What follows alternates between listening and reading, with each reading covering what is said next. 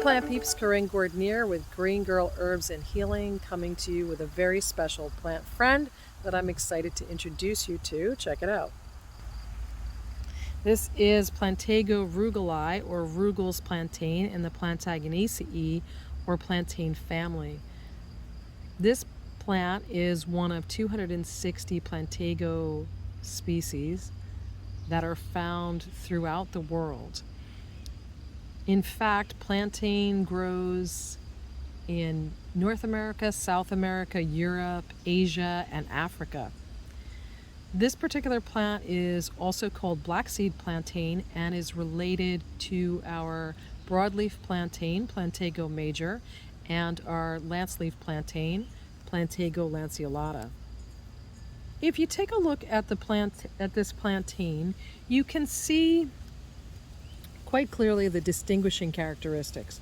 So you see these very noticeable deep leaf veinations. You can see the leaf margins are fairly smooth, and the leaf pattern is growing in a basal rosette from the center point of the stem. When you take a look on this particular plant at the petioles, you can see that these are tinged with purple. This is characteristic of the blackseed plantain, and so that's how we know that we have a blackseed plantain and not a broadleaf or lanceleaf plantain. Additionally, the lanceleaf or narrow-leaf plantain, the leaves are much longer and much more slender. They're really quite distinctive. The blackseed plantain and the broadleaf plantain are pretty much used interchangeably. They are all edible, and they all have incredible medicinal properties. As with many wild foods, this plantain is loaded with vitamins and minerals. It's high in vitamins A and C, the B vitamins, and bioavailable plant proteins. As I talk often and teach in my classes about wild foods, I share with students and lots of other people how wild foods have not had their nutrition bred out of them. And so they're oftentimes, many times higher in nutrients than our conventional foods. So learning to include some wild foods into your diet can really help you to increase your nutrient intake, which is really important.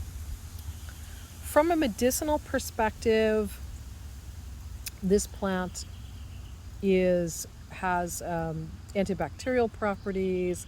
It has some astringent properties. It's an interesting plant because it has astringent properties, but it also has some demulcent properties and soothing properties as well.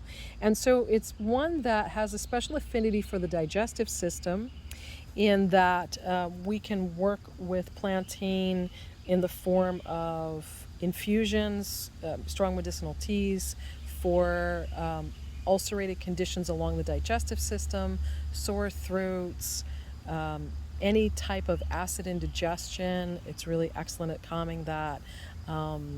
IBS and other types of things that we might encounter along the digestive system. It's also an excellent remedy for diarrhea and just for toning up the digestive system. From a topical perspective, plantain is excellent as a first aid salve. It has impressive anodyne properties, which I've experienced firsthand on a number of occasions over the years. It's really excellent for calming the sting, the pain from bee stings, spider bites, burns, any types of cuts or scrapes along the skin. It even can help with poison ivy rash, and is really excellent as an herbal first aid salve. So it's certainly one that you want to get to know. I hope you've enjoyed learning a little bit about plantain. If you'd like to learn a little bit more about this plant and other plants as well, do check out greengirlherbs.net on my blog page, where you can read more about plantain, and you can take a look at a baked plantain recipe, and be sure to check out the classes tab. Thanks so much for watching this video, and I look forward to seeing you in another video. Be well.